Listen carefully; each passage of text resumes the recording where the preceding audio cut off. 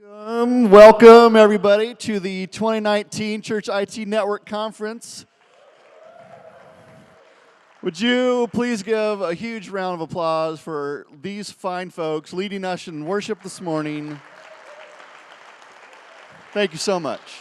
Thank you, thank you, thank you. And now that you're seated, I'd like you to stand up. Stand up. That's right. Why are you standing up? Because you're going to greet those around you by saying welcome and give them an epic high five. That's right. I want to hear those high fives. Oh, gotcha. Okay. Epic high fives. That's right. That's pretty good.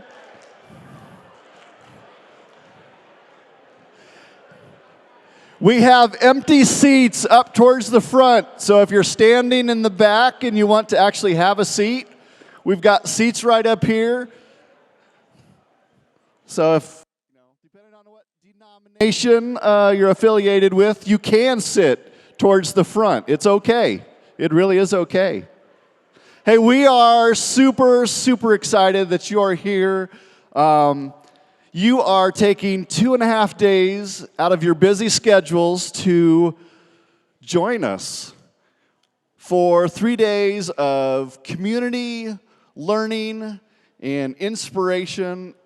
We've been planning this for months and months and months. Hundreds and hundreds of hours have gone into this, and we are just thrilled and excited that you guys are here. My name's Jason Powell. I'm the IT director at Granger Community Church, and I'm part of the Church IT Network leadership team. I would like to, at this time, call up my good friend Cliff Guy, who is our host here at Church of the Resurrection. Would you welcome Cliff? Oh, yeah. Jason and I think we got to know each other in 2006, and then we discovered that we had both gotten into church IT within a month of each other in the summer of 2003. So we have been buddies a long time and co-starters of this thing, which is now, there's 430 or so of us that are going to be eating the meals together here and enjoying our time together in the next 2.5 days. And we've now hosted 3 times. Somebody asked me if that was a record. I think it is. Has anybody else hosted 3 times? So we're now we're like the trend setter. We're out there in front. Woo! So we're so excited to have you. The last time we had you was in 2013, and there were 270 of you, and this just keeps growing and growing, and God is doing an amazing work bringing IT people together from all around the country, and this is one of the most cross-denominational, in the theological world, we call it ecumenical. This is one of the most ecumenical things that happens in the church today, and I honor you for that. I appreciate that you're all here participating with us, and that the denominational lines aren't stopping you from coming and being a part of what we do here together. It's very important. We're on the same team, right?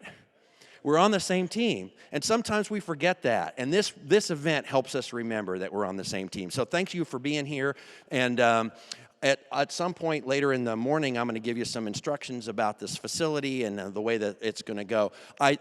Jason asked me I should say something about this Oregon Trail theme, right? So I should explain about the Oregon Trail. So we're not in Oregon. We're not in Oregon. We are not in Oregon. This is actually Kansas. So what is this Oregon Trail thing? Well, the Oregon Trail actually is one of 3 trails that starts in Independence, Missouri, which is here in the Kansas City metro area. And for those of you that grew up playing the Oregon Trail game, you know that there's what is it? Yeah, Oregon Trail. You know, there's a guy named Matt who runs a general store in Independence, and that's where the game starts. And so that's right here in the Kansas City metro area. And I actually have a photo of this that I think maybe Dan can put up.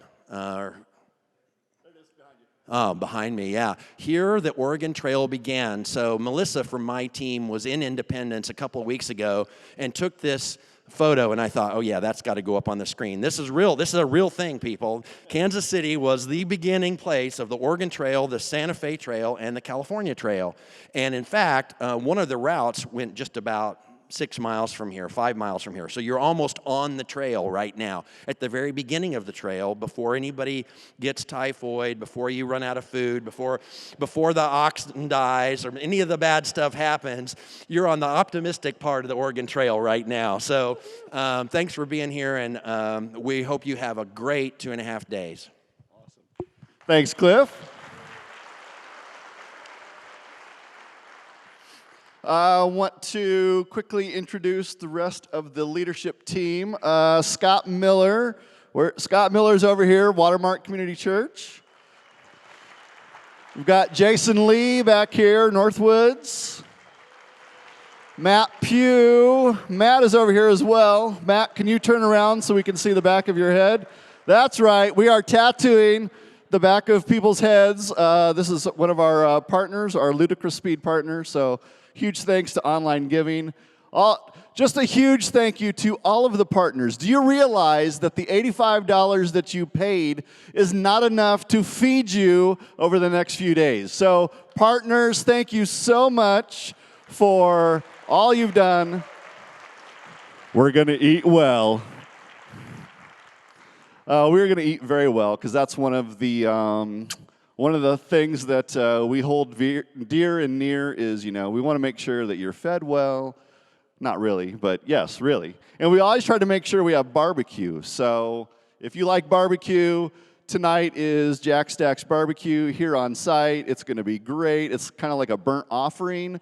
And then we're doing communion after that. So it'll be just an epic time of celebration, and the Spirit will move, hopefully, heart, soul, and stomach, and it'll be just amazing. Hey, a few things here. In these next few days, we've got the opportunity to hang out with each other.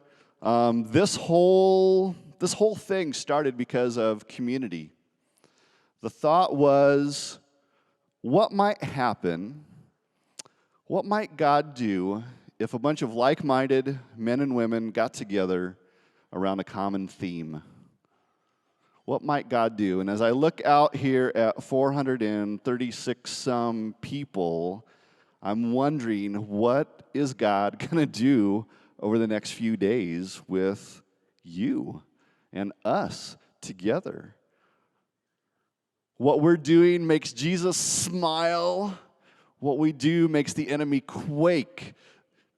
There is definitely some Spirit stuff going on here, and we invite the Holy Spirit to just flood this place. We've been praying for you guys for months. We've been preparing for this event for a year. And we're asking Jesus to just come and take a hold of your heart. We want to fill your brain with knowledge. We want to fill your stomach with good food. And we also want to fill your heart. And we truly, truly appreciate you guys being here. So this morning, our keynote speaker is Don Crawley. I ran across Don a couple years ago when I heard about this Compassionate Geek podcast.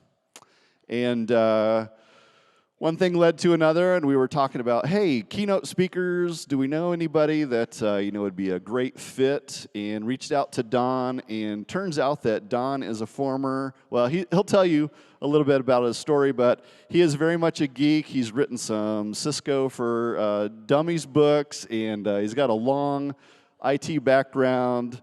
He's PK. He worked in a church staff, so he gets us. And so it is my pleasure to welcome, after a quick intro video, Don Crawley.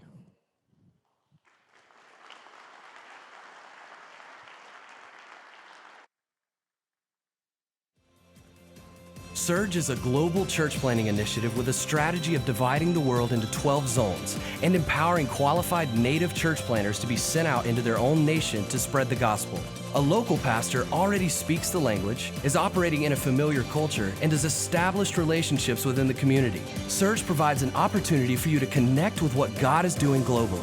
and to be the solution. We've had a massive impact because of the support we've received from families, churches, and businesses. In the past 16 years, we've planted over 22,000 churches with more than 1 million people attending weekly gatherings. These local churches are not only reaching the lost, but meeting the needs of their community by providing medicine, transportation, and caring for widows and orphans. The average cost to plant a church is $3,200, which supports a pastor for an entire year. After 1 year of support, the church becomes self-sufficient and begins to train other leaders. In some zones, a church can be planted for as little as $1,200, or just over $3 a day. Whether you support a pastor for a day, a month, or an entire year, your giving is expanding the kingdom and reaching the unreached. Surge is a platform that allows you to invest in spreading the gospel through prayer and giving. Visit surgeproject.com, where you can choose a zone of interest and support a pastor as he plants a new church by making a one-time donation or a monthly commitment. Through your generosity, Surge is pioneering what may be the most cost-effective and fruitful means of spreading the gospel to all the nations. God's hand is clearly on this strategic model, and we're excited to invite you to become part of this church planting movement that's sweeping the world. I was expecting, and that's okay. One of the other pillars that we love about the Church IT Network is called flexibility. So if something doesn't work the way you're expecting, hey, that's perfectly fine. So Don's got a video on his laptop that we'd like to play now, if that's okay. Maybe.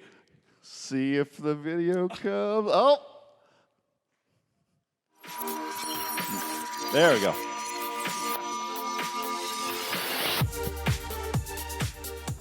We first heard about the Compassionate Geek when I was at a Charge Tech Academy.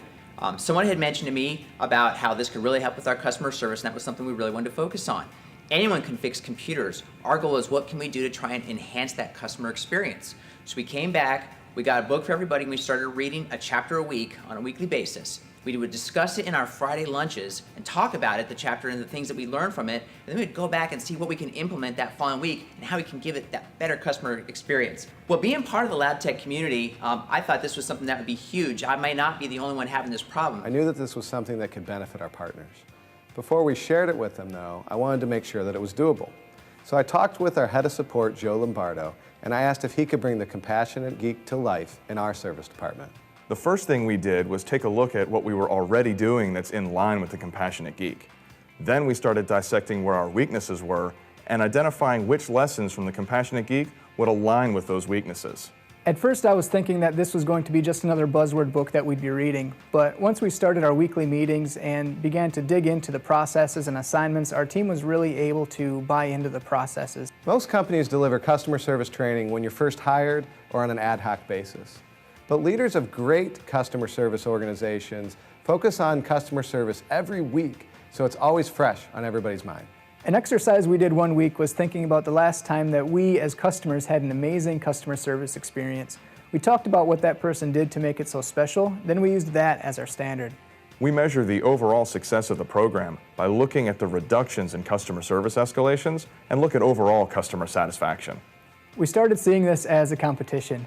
Who could get better scores on their surveys, and who would it be this week to get called out for wowing a partner? It was our goal at the beginning to create a positive experience for our partners, and if we can achieve that, then that's a positive experience for us. We purchased the book, The Compassionate Geek, which when I first saw it and skimmed through it, I knew instantly that it was a book that my company needed.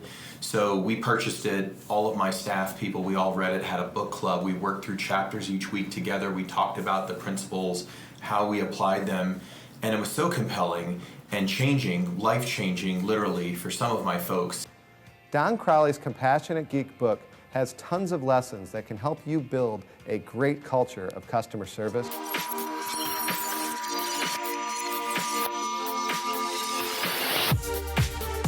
And now, please join the Church IT Network National Conference in welcoming the author of The Compassionate Geek, Don Crawley.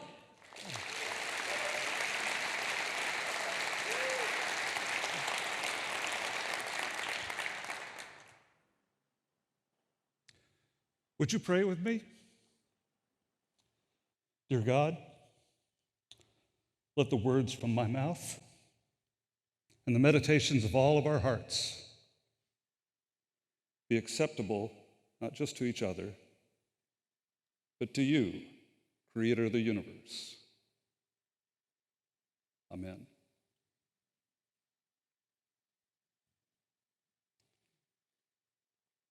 Halfway between Kansas City and St. Louis, the town of Columbia, Missouri, is a town of stark contrasts. It's my hometown. By the way, in case you're wondering, the correct pronunciation of my home state is Missouri.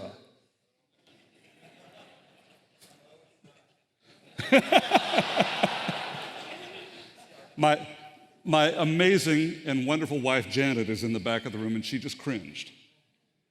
She's with you. Columbia is a town of stark contrasts. On one hand, you have the University of Missouri. Go Tigers.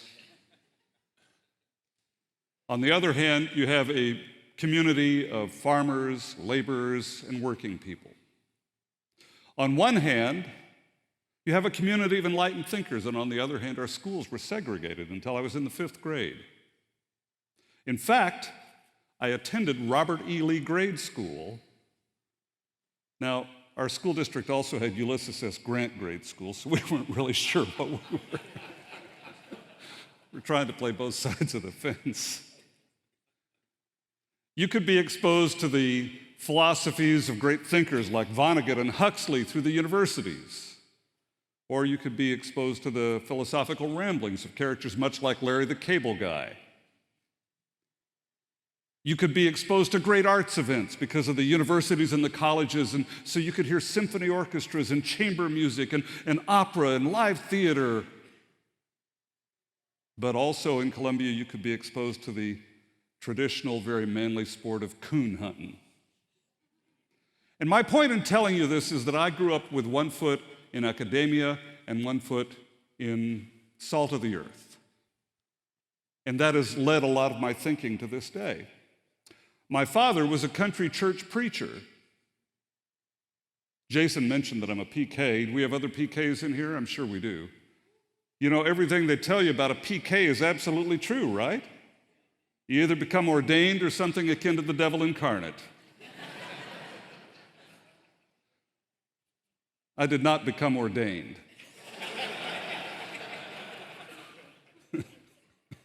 Neither did my brother. My sister did, however. She's an ordained Methodist minister. And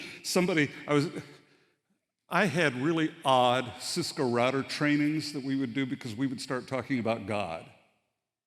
And somehow or another, I'm teaching people how to configure subnets and access control lists, and we got on the subject of God. I don't know how this happened, but it did. And I told the story about being a preacher's kid and my brother and I not becoming ordained, and our sister did. And somebody said, well, she's doing penance for y'all. But anyway, so our father was a country church preacher. And in his church, if he went on too long with his sermons, we'd sit out in the congregation, we'd start clearing our throats.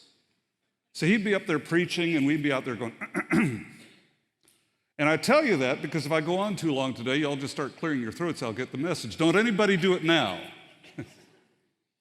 But growing up in the church, I became exposed at a very young age to what Mozart called the king of instruments, the rafter-rattling, soul-shaking pipe organ. And as a kid, when my friends were out playing baseball and football and softball, I was more interested in sitting inside darkened concert halls and churches listening to the organist practice. And I'd listen to the glorious music from the king of instruments, and I'd look at the symmetrical arrays of pipes and admire this fascinating machine that was also a tremendous musical instrument. And I longed to play the pipe organ. And I was dismayed at a young age to find out that I first had to learn to play the piano. But I suffered through several years of piano lessons long enough to become a fan and an admirer of the piano, a love for the piano, which exists to this day. But finally, at about the age of 13, I was allowed to climb onto the organ bench, and I got to play the pipe organ. And there you can see at the age of, 13 or 14. That's the Kilgan organ in the Stevens College Old Auditorium in Columbia. And one of the wonderful things about pipe organs is their incredible dynamic range. They can play very, very softly, or they can be very, very loud, right?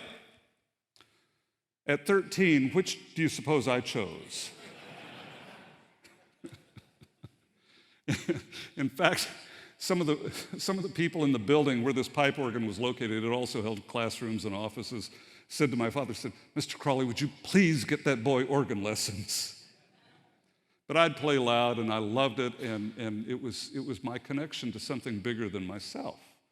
And not only was I interested in playing, but I also had an interest in photography, and so I would climb around inside the organ chambers, photographing the symmetrical arrays of pipes and creating photographic art from it. And I loved everything about the pipe organ. And so I became better and better, still working on it to this day. But as you can imagine, learning to play the pipe organ led naturally to being a church musician. And so my father would preach and I would play. And we didn't do it a lot, but we did it enough. Some of you will relate to this. At the age of about 15 or 16, I'd probably played in the garden more than most people can even imagine. When I was young, my brother and sister told me that my father loved the old hymn, "Love Lifted Me," and so I'd play it for him every time he'd come into the room. And he was always so gracious, and he'd thank me, and he'd tell me I was doing a good job. And when he died, I said to my brother and sister, as we're preparing the service, I said, "Well, we've got to play 'Love Lifted Me' as one of the hymns." And they said, "Oh no, he hated that hymn."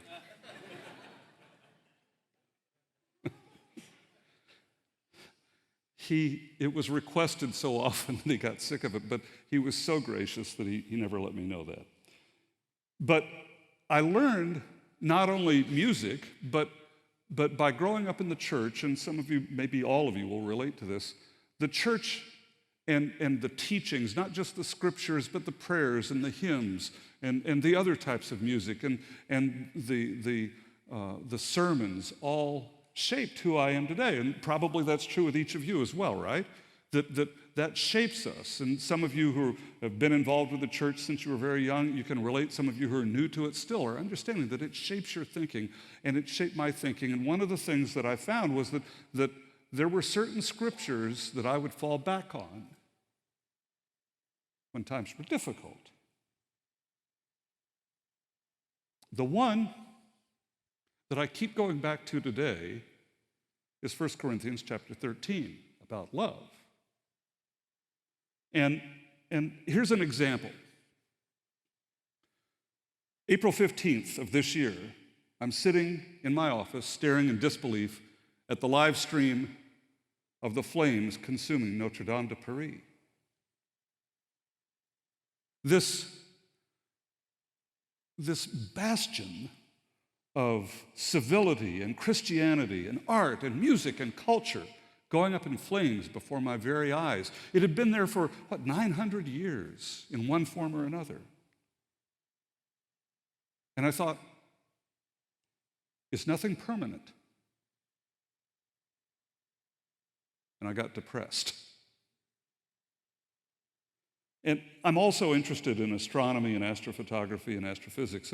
And so you're familiar with the Big Bang Theory, that maybe is one of the ways that God created the universe. And so I was thinking about that. I'm going to tie this all together, don't worry.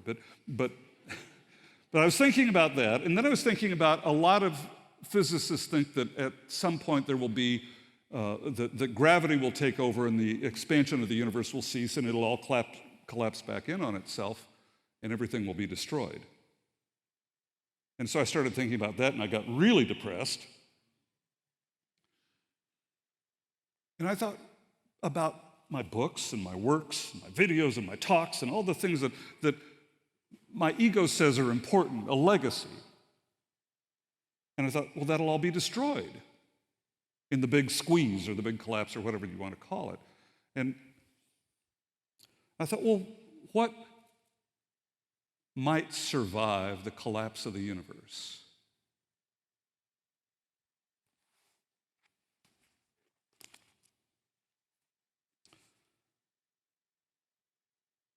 I'm going to try to read this. You've heard it many times before in weddings. But what I'd like you to do as I read, and I'm not going to read the whole thing, but I'll read parts of 1 Corinthians chapter 13. I'd like you to think about how this might apply to the universe, not just to a couple getting married. If I speak in the tongues of mortals and of angels, but do not have love, I'm a noisy gong or clanging cymbal. And if I have prophetic powers and understand all mysteries and all knowledge, and if I have all faith so as to remove mountains, but do not have love, I'm nothing. If I give away all my possessions, and if I hand over my body so that I may boast, but do not have love, I gain nothing. And now, faith, hope, and love abide, these three. And the greatest of these is love. And so I thought, that's what abides. That's what exists across multiple iterations. I mean, if you want to go with the idea of an ever-expanding and then collapsing universe and it happening multiple times, what could survive is love. And then I thought about my role as a church musician, and I thought about what my job really is as a church musician. And it's not about playing the notes, that's the task. It's not about registering the organ by pulling all the stops and making the different sounds or playing the pedals. Those are the tasks of my job, but that's not the meaning of my job. That's not the purpose of my job. My job as a church musician is to provide a conduit to God for the people in the congregation. My job is to help facilitate a connection to the Holy Spirit for the people in the church, for the people in my life. I can play the notes, and I need to play them well. I don't always do that, but I try. But the purpose is to provide that connection, that conduit. Are you with me? So what does that have to do with IT?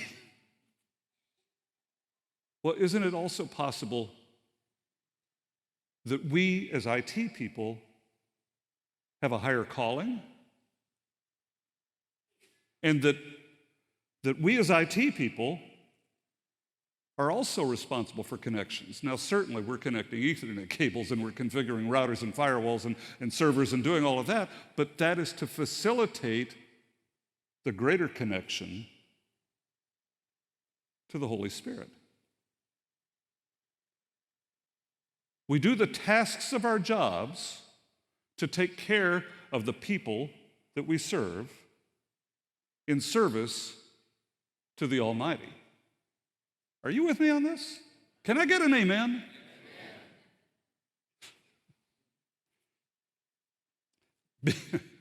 Being a preacher's kid, sometimes I just go into preaching mode. I can't help it.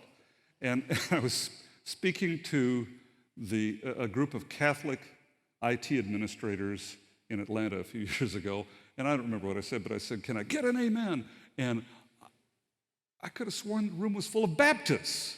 They blew me off the stage. Who knew, right? So, how does this all tie in with 1 Corinthians chapter 13? And the answer is that it is through our ability, our unique ability as masters of technology to create those connections that we love each other. That is one of the ways that we love our congregants, parishioners, however you want to refer to the people that we serve in service to God. We love them by setting up the technology, by allowing them to reach to the people who need to hear the message. In much the same way that a church musician also facilitates those connections, and it's sometimes through the music that we play that we allow people to come into the church who might not otherwise do that.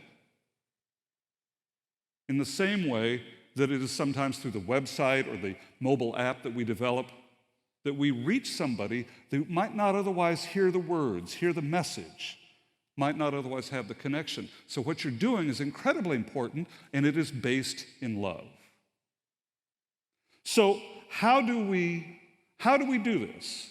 If our role as IT administrators, as IT people, is to love the people that we serve, our end users, and by the way, let's be real, sometimes our role is to love them in spite of their best efforts to keep us from doing that, right?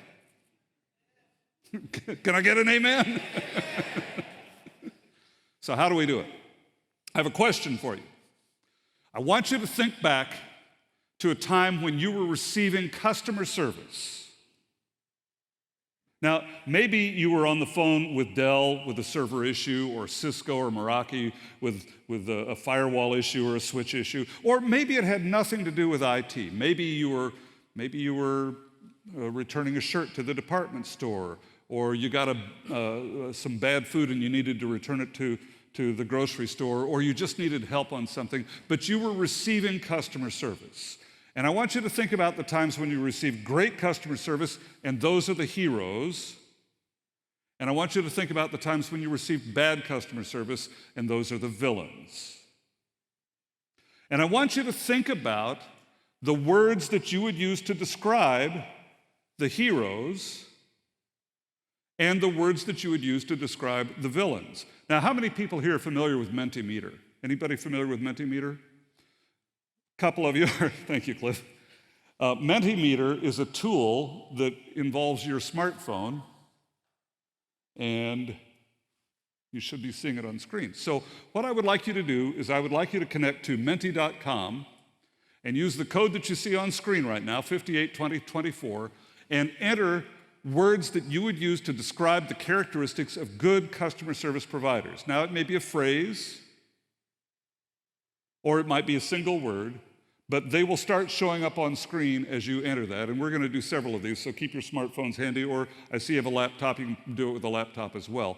But words that you would use to describe the good customer service providers, the heroes: efficient, compassionate, patient, welcoming, understanding, fantastic. These are great examples of words that we would use to describe the great customer service providers. And I'll leave it up for a few more seconds so that we can get a really good word cloud.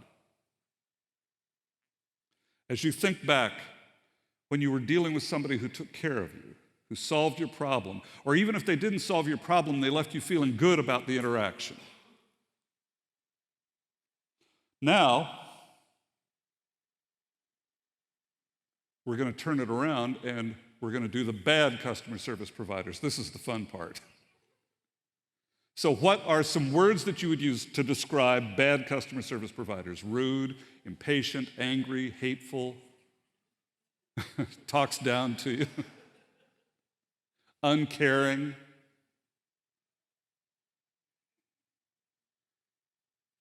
Sometimes I turn on the profanity filter on this, but I felt like with the Church IT Network, I probably didn't have to do that. I probably shouldn't have told you that. Now, here's what I want you to do. I want you to take a look at the list of the good customer service provider words. Just take a look. Think about it. And the bad customer service providers. Again, just take a look. Think about it. Here's the tough question. Which one are you? In your dealings with your clergy, with your church staff, especially musicians, in dealings with your membership, with your visitors, your guests, that homeless person who's coming wanting a bite to eat, or the high-power clergy, and everyone in between, which one are you? Are you a hero?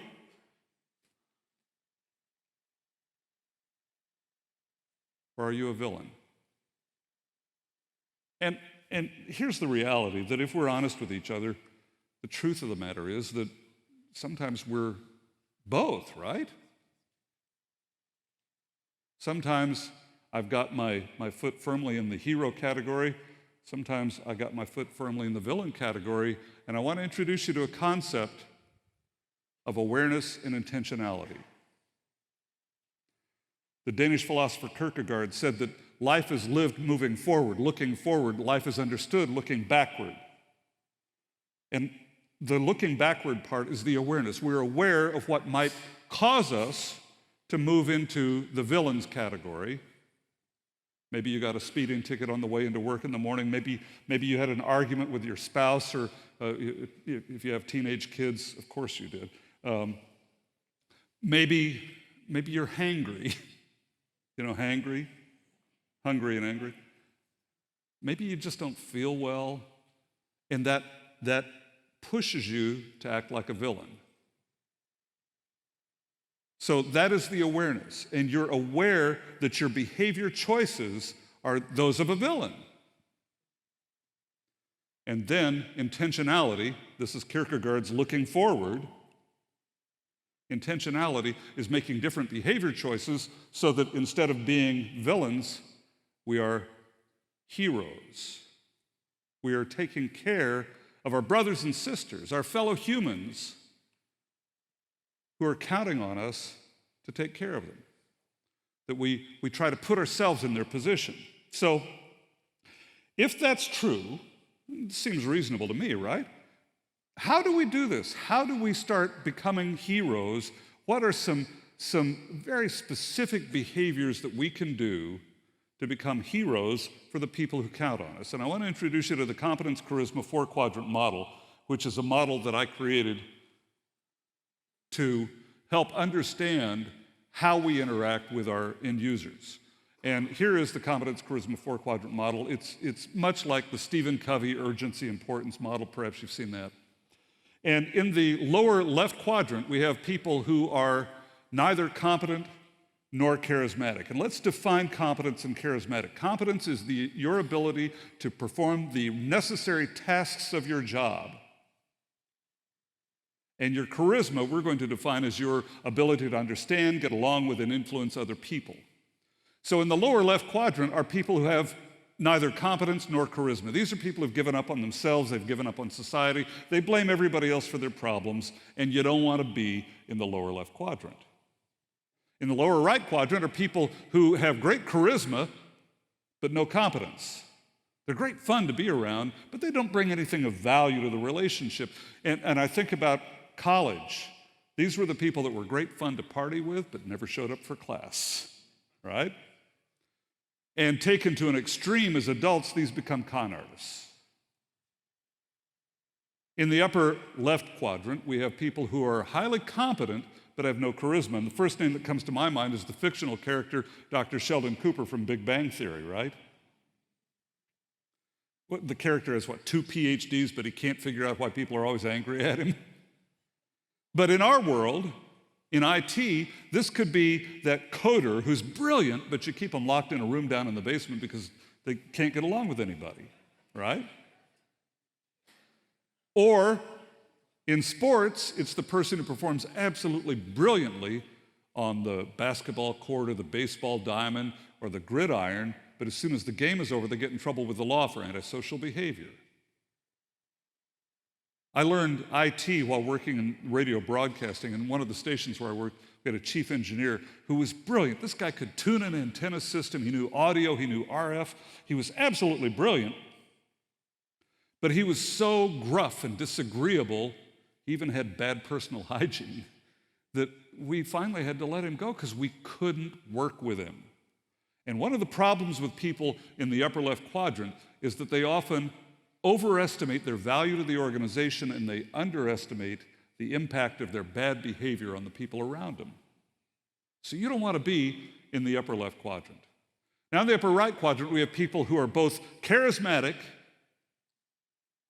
and competent. And I put 2 of my heroes there, Bill Gates and Mary Barra. Bill Gates, of course, co-founder of Microsoft Corporation and co-chair of the Bill and Melinda Gates Foundation, great philanthropist, great coder, came up through the ranks as a coder and software engineer, and certainly understands how to to work with and influence people. And Mary Barra, the CEO of General Motors, took this old American corporation and turned it on its head and was first to market with a practical electric vehicle. Came up through the ranks as an automotive engineer and now is running one of the biggest corporations in the world.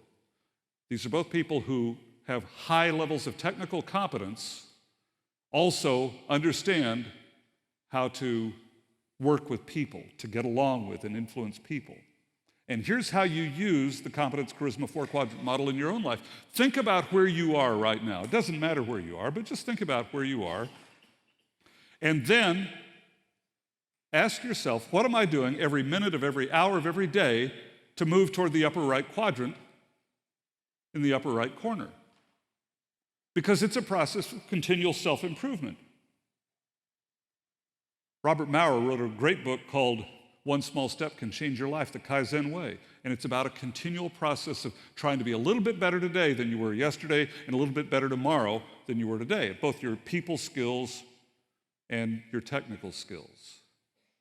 Now, let's get into some specifics. So, as I worked with different organizations, and I've traveled all over the world, 4 different continents, working with people on subjects as diverse as Cisco router configuration and building Linux servers to working with compassion and empathy with customers, I've observed that there are 2 separate and distinct groups of IT people. On one hand, you have people who are leading satisfying, rewarding, fulfilling lives and careers, and on the other hand, you have people who are struggling. They may be cynical and sarcastic. And I began to wonder if there weren't quantifiable differences that I could observe and share with groups like you that differentiated the 2 groups. And it turns out that there are 5 characteristics, I call them 5 principles of IT customer service. Now, earlier I mentioned how much of an influence the church had been on me. I am not one of those people who, even when we were going to Sunday school and you were trying to memorize Bible verses, I wasn't very good at that. But I heard the message. And so it was interesting, when Jason asked me to speak to this group, I thought, okay, I can now tell where these ideas came from, and I can be very specific. Here's a little secret. I normally speak to secular audiences, but every now and then there's somebody who comes up and says, I know where that came from. And a lot of my work is based on the Beatitudes.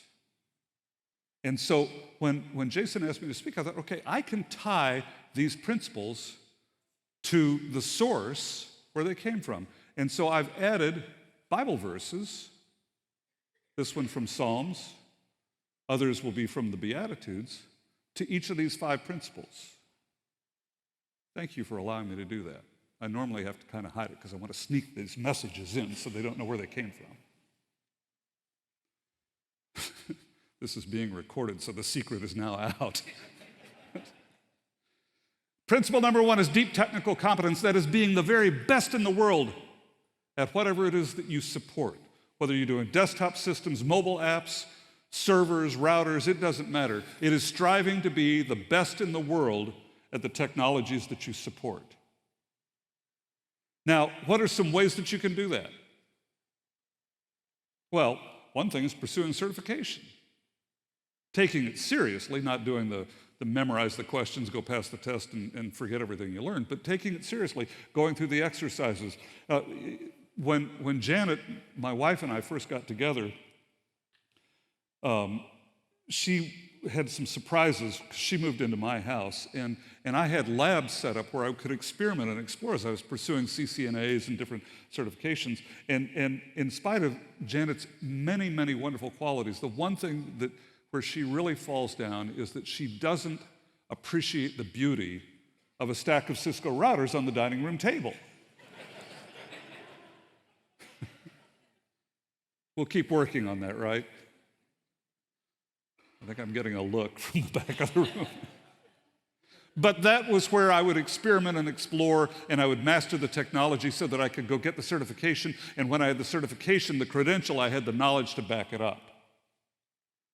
Go to vendor demonstrations. Take advantage of every opportunity to expand your knowledge. And so the question I have for you is, what will you do to improve your competence. And please take just a moment and write something down. Write down one activity that you're going to do within the next week after you get back from the conference that will help improve your level of competence. So just take just a moment. I'll give you about 10 seconds to write it down, and then tell your neighbor what you're going to do.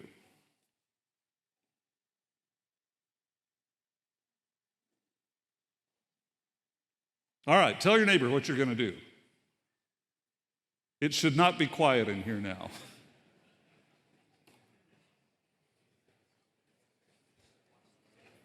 Now, neighbors, hold them to it down the road. Say, hey, did you watch that video on setting up an IPsec VPN? Hold them to it. All right, principle number 1 is deep technical competence. Principle number 2 is a soft skill, and this falls under the heading of charisma. Principle number 2 is compassion, and that is about caring for your neighbor. Principle number 2 is about noticing someone who is hurting and wanting to find ways to help. So how can we be more compassionate? I mean, all of the teachings that we've heard have taught about compassion. Well, I think one of the ways is to recognize that none of us knows the other person's story. We don't know what's going on with our brothers and sisters. And to quote songwriter Pepper Choplin, pray for the person on your left, pray for the person on your right. They may seem strong, but we don't know all of the troubles and the burdens they hold. You don't know what the other person's going through, so cut them some slack, give them some grace.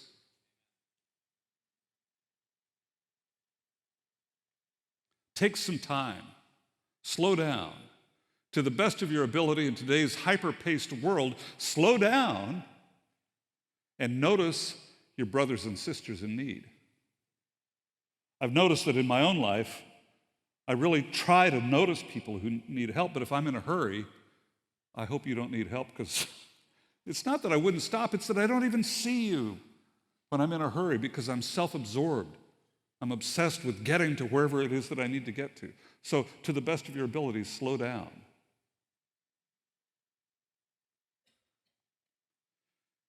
Principle number 3 is empathy, the ability to put yourself in the other person's position, to feel what they're feeling or to imagine what they're going through. And you can't always do that. For example, Janet and I are very proud grandparents of a 2-year-old boy now and a 6-year-old girl, Quillen and Henry.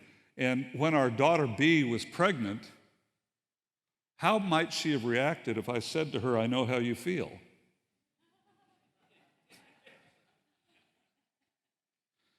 We had a saying in central Missouri, something about whomp you upside your head. And B might have whomped me upside my head. So you can't always know how the other person feels, but you can imagine how you might feel if you were in their position, or you can relate to the emotion. Here's an example of that. I love to talk about Janet, my wife, because she's so amazing. And here's a great example of that. One day, I'd been working on trying to get an IPsec VPN set up between 2 disparate devices. I couldn't get them to handshake, I couldn't get the ping to go through, and I was really frustrated. I'd been working at it for a long time, and finally, I got the ping to go through, and I was so excited, and I went running upstairs to tell Janet.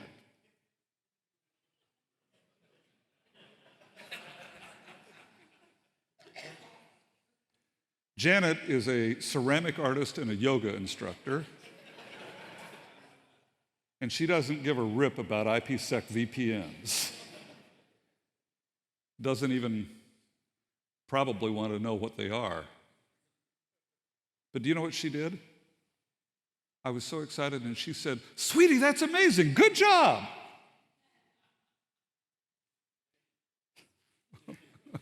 I didn't hear what you said, but I'm sure it was good. Amazing, that's right, amazing. You know what? She doesn't care about IPsec VPNs, but she cares about me. She was relating to my emotion.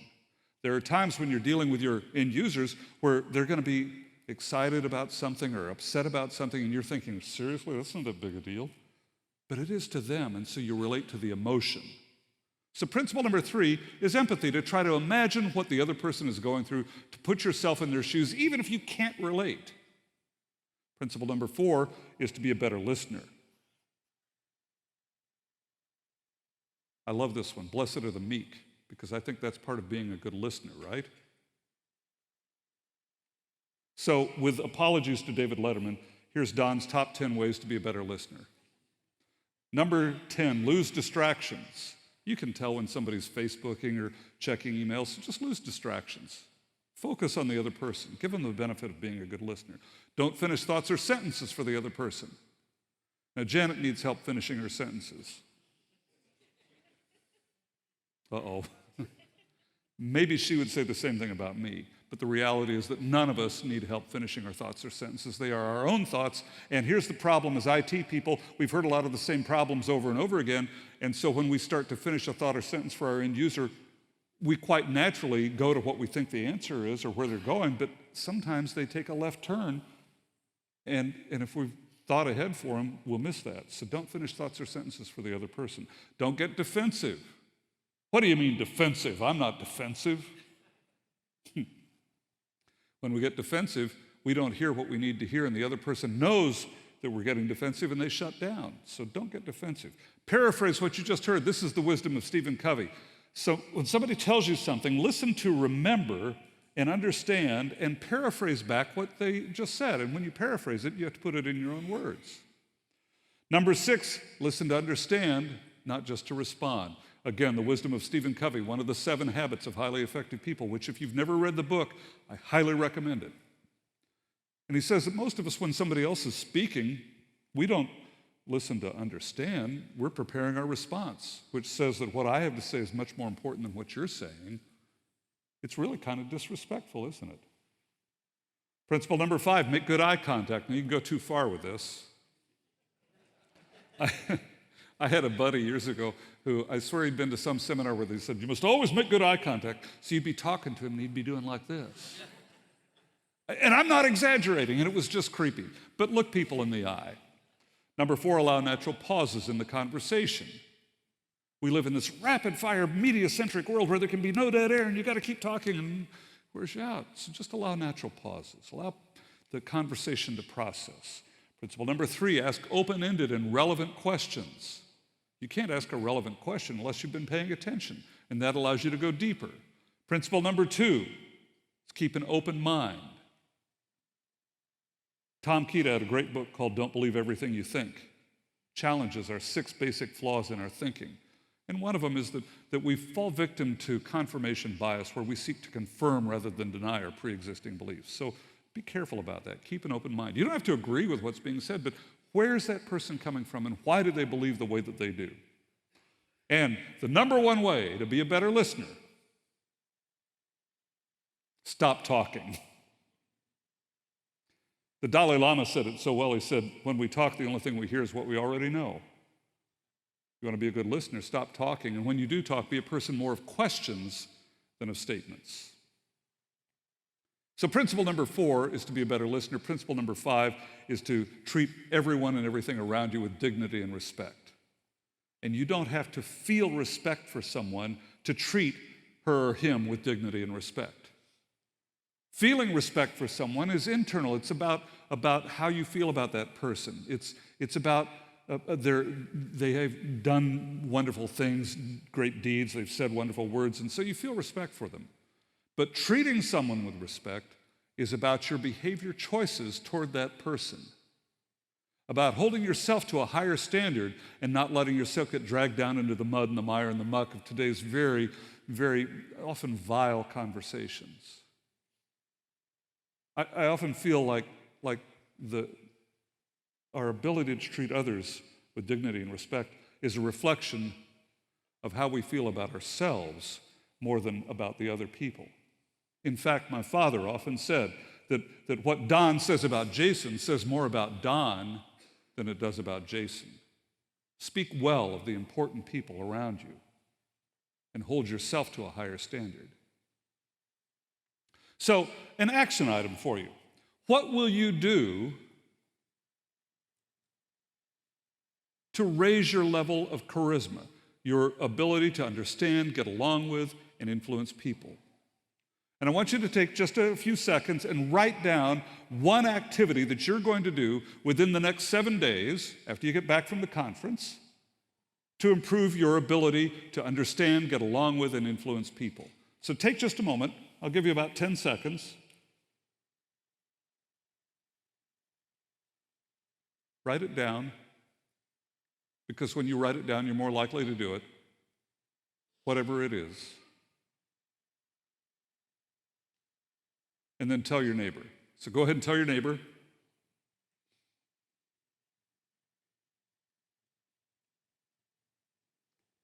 It starts in hushed tones and then gradually gets louder.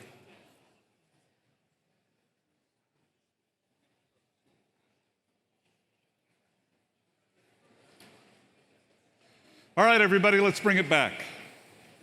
Now, before I wrap up, we have a special offer. This is not a sales pitch because I don't even require you to give your email address, but if you would like to get information to supplement what we've talked about today, you can go to doncrawley.com/bonus. And if you want to give me your email address and subscribe to newsletters, you're welcome to do that, but it is not required. There are links there where you can download an annotated PowerPoint. There's also links to a PDF of my latest book, which is The 5 Principles of IT Customer Service Success. It's free. It's something I would like you to have. I would like to stay in touch, but I don't require that in order for you to get these materials. So again, it's doncrawley.com/bonus. Now, the question for you is, what will you do? What will you work on within yourself to become more loving? Because we've talked about loving through deep technical competence. We've talked about loving through compassion. We've talked about loving through empathy, loving through being a better listener, loving through treating people with dignity and respect. So what will you do? What will you work on within yourself? What will you change within your heart to be more loving? I've not had a lot of luck changing other people. I've had some luck changing myself.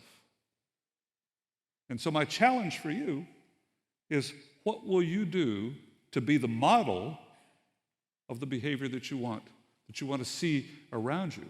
Because it starts with us. Now, you may be thinking, well, gosh, that's a big order to try to change other people. But here's the thing. If one IT person, through their interactions with another person, through showing another person deep technical competence, through showing another person compassion, through showing empathy, through being a good listener, through showing respect, can influence that person, then maybe a ripple can start. And maybe that person then shows those same qualities to another person, who shows it to another person, who shows it to another person. And it's a ripple that goes all the way around the world. A ripple of love, Christ-like love, all because of one compassionate geek. Thank you very much, and God bless you. Thank you.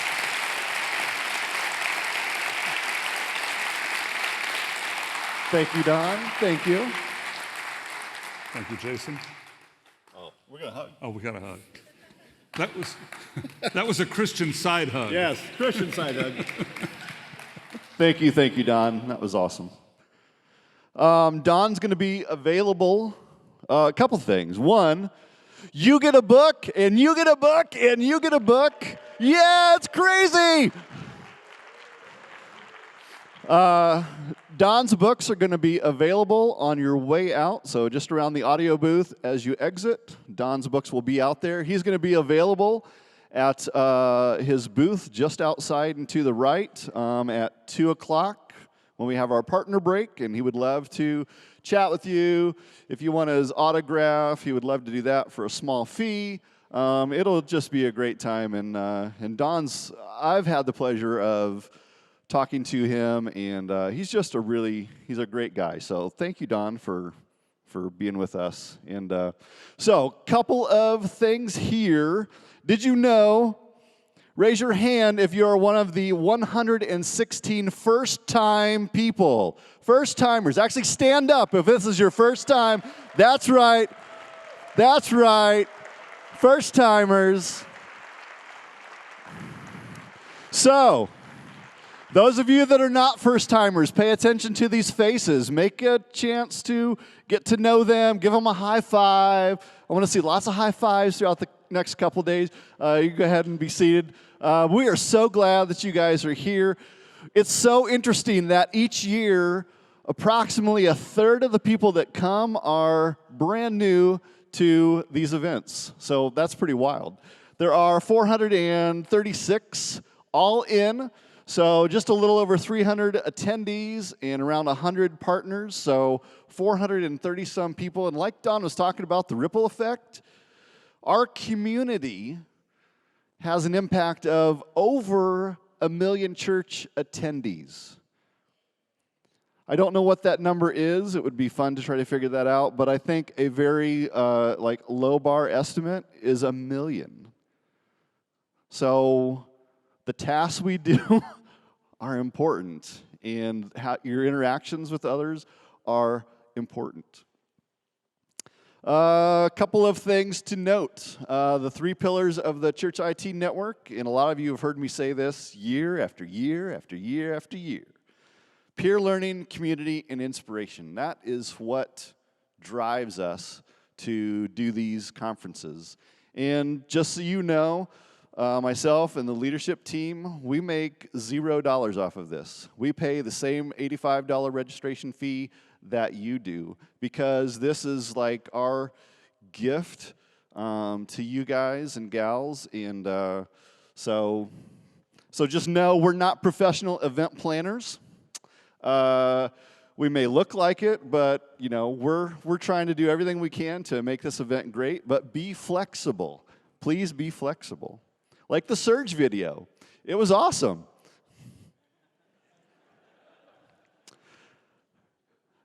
This is a no-ego fly zone. Everybody's doing great and amazing things. Doesn't matter what size your church is, doesn't matter how many people are on your staff, or if you are the solo person. Everybody's doing amazing things. So, how many people are introverts? Where are my introverts? Yes. Yes, I feel you. Where are my extroverts?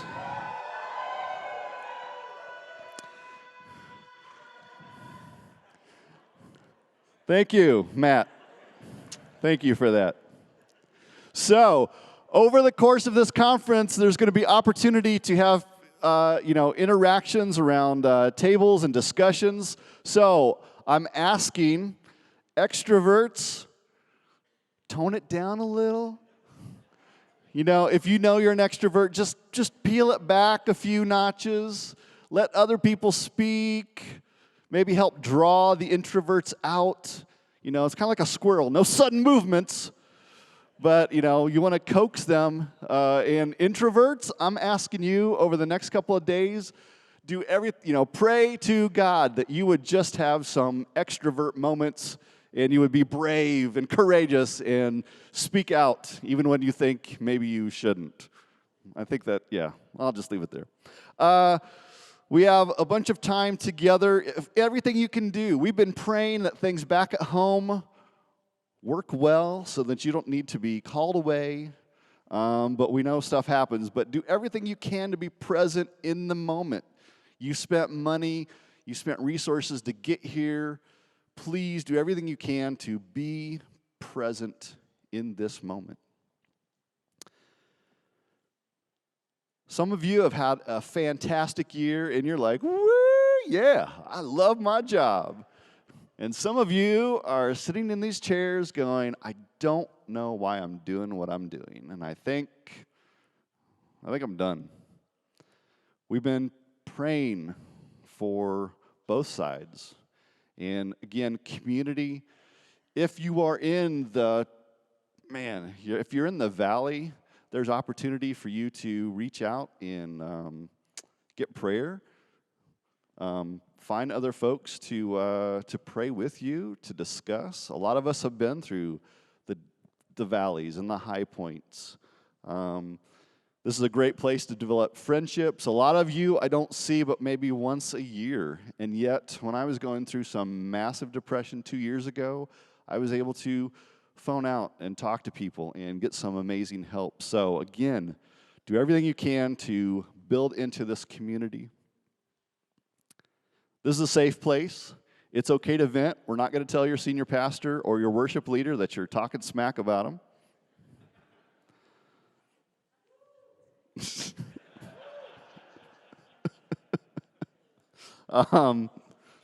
Yes. I'll just leave it at that. Introverts, extroverts. Oh, and I'm going to kind of wrap it up on this final thing. You know, one of the commandments, or the main commandment of the Church IT Network is thou shalt steal. Thou shalt steal ideas. Take the things you learn, grab them, take them back to your environment, make them better, and then bring them back the next year and share them with the rest of the community. We good? Everybody still good? All right, so next we're going to have Jason Lee tell us about one of the cool partnerships that we're doing this year. All right, a couple of things. Let me set my props down. One moment. Hold on. Which pocket is it in? So you have to wear pants with a bunch of pockets for all your prizes and stuff, right? All right, here we go. All right, is there anything else? All right, there we go. All right, I'm good. Is Matthew Moss here? Hey, Matthew, come up here. All right, so we'll talk about this now. So this is your ultimate card of randomness, and my job at the conference is to meet Matthew and take a picture with Matthew. Say hi, Matthew. I make up the rules, okay? Deal with it. So, Matthew, stay right there. I'll get your picture in a minute. All right, I'm on a clock. I got to hurry. All right, so your job now is to find the person on your card. Partners, your cards are at the back table as well. We'd like you to play along. Somebody will be finding all of the partners. Somebody should be finding all of the attendees. The way this works. Hi, your name is here. You find the person you're supposed to find. So, hi, Jason, locate Matthew. I located Matthew. So now what do? I follow the rules on the back. Now, if you have to follow all the rules, probably. If you don't follow all of them, you can't win something. But you could win an Amazon $100 gift card if you do this. So it's worth $100, right? So if you don't have Facebook, there's what you should do if you don't have Facebook on the card, all right? Just deal with it. All right. You have to share the picture publicly, and you have to use the CITN hashtag so that we can find it, and then we'll pick a random winner. So also, don't lose your card of randomness because your name is on it, and we may or may not. You can go sit back down. I'll get your picture in a minute. If you lose your card, we know who you are, and you don't want to lose your card. But we'll also say, hey, who are all the people that have Froyo on your card? All right, you get a $5 gift card. Come up here. So things like that will happen throughout the conference. There you go. All right, moving on. Any questions about ultimate card of randomness? You can see me later. All right, passport to prizes. In your swag bag, there is a passport to prizes. It has every partner's logo on it, or their name, and where they are located throughout the building. And we want you to visit with them. They are part of our community, and so visit with them and hang out with them and get your stamp on their logo, but get to know them before you ask for their stamp. So don't just shove the paper in their face and say, let me have a stamp. It should involve some dialogue. It should be like, hi, my name is Jason, and your name is Brad. Brad is at Lynn Consulting, and I talked to Brad about what Lynn Consulting does. That's how that conversation should go, all right? And then Brad will say, hey, would you like me to stamp your card? And you say yes, all right? Everybody got it?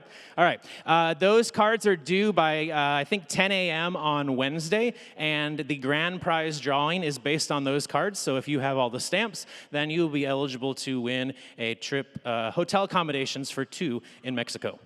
All right. You should say, oh. There you go. There is a runner-up prize, too. All right. Partners, your cards of ultimate randomness are at Registration Solutions. All right, for those of you who have not gotten your tickets, we have now figured out where the drop this ticket proper place is, so you can begin dropping your ticket in the proper place and keeping the other coupon. If you don't have a ticket, come find me during the conference. That's all I'm going to say about that. What? In the proper place. Figure that one out, right? Find the proper place. It's here somewhere. All right, fidget items. So at your table, you have fidget items. These are fidget ropes. You can fidget with them. There's clay, there's putty, there's other fidgety things at your table. Enjoy them, share them with your table mates. All right, and so have I covered passport prizes, randomness, partners, tickets? All right, Matt, where are you at? Matt. All right, so on the back of Matt Pugh's head is the logo of our Ludicrous Speed partner, which is onlinegiving.org. Are those guys in the room? Onlinegiving.org, yes. There we go. All right, the guys from Online Giving, Stephen and his team are here. We want to thank you for being our Ludicrous Speed partner. So check out Matt Pugh's cranium with their logo.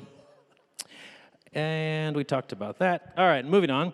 So I want to play, so we played the Surge video. You're going to get to see it twice. I want to explain why we're watching this video. So we believe one of our values in Church IT Network is community. The other is inspiration. One of the others is inspiration. And so we're wanting to inspire our community to be generous this year. And so what we've chosen to do is to take some of the dollars that we typically would use for prizes and do stuff for ourselves, and we're going to do something for someone else. And so Church IT Network is going to match up to $6,000 donated to Surge this year. And Surge is a church planting organization that plants churches around the world. So say we raise $6,000. Hold on, let me do the math. We're matching 6,000. Yes, that's 2 church plants. If you give 6,000, that's 12, right? I'm doing math in my head. That's 4 church plants. And so we want to show you a video about how that works. And really the goal of Surge, Surge is actually doing their VR booth out here in the expo area to introduce you to what their efforts are. And they're planting churches around the globe. And the idea behind that is to put kingdom outposts in cities and communities around the globe that they can then spread the word of God as well as be the hands and feet of Jesus. And so these churches are digging the wells or doing the social things that need to be done in those communities because they're starting these small churches. So anyhow, like I said, Church IT Network is going to match up to $6,000 on that. We'll provide a link throughout the event for you if you'd like to give. We've done the math. I think it's like $15 a person if we average it out, that we would be able to plant 4 churches at the end of this event somewhere around the globe. So let's play that video one more time. Surge is a global church planting initiative with a strategy of dividing the world into 12 zones and empowering qualified native church planters to be sent out into their own nation to spread the gospel. A local pastor already speaks the language, is operating in a familiar culture, and has established relationships within the community. Surge provides an opportunity for you to connect with what God is doing globally and to be the solution. We've had a massive impact because of the support we've received from families, churches, and businesses. In the past 16 years, we've planted over 22,000 churches with more than 1 million people attending weekly gatherings. These local churches are not only reaching the lost, but meeting the needs of their community by providing medicine, transportation, and caring for widows and orphans. The average cost to plant a church is $3,200, which supports a pastor for an entire year.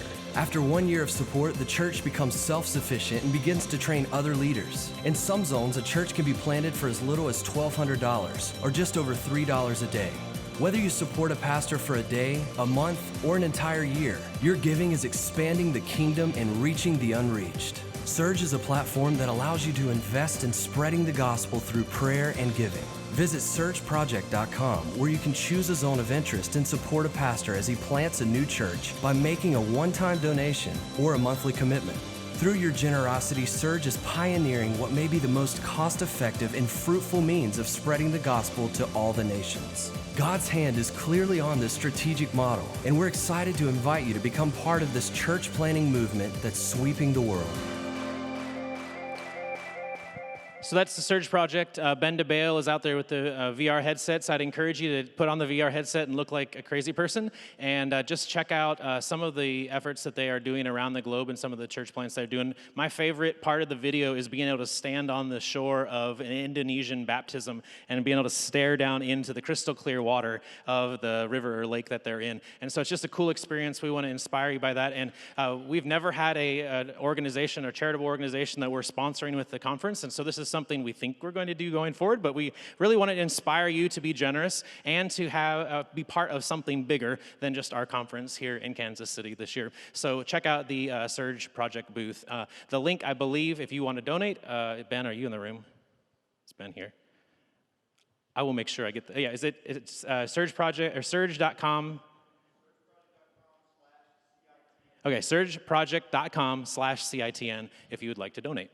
All right, quickly, a couple more things. There are pins at some of our partners that you can collect. There's 20 pins that can be collected. If you can collect all the pins, then you're eligible to win some prizes. Visit the partner booths. Some have them, some don't. You'll have to figure out which ones. There are also special conference-specific pins that you might just have to figure out where those are.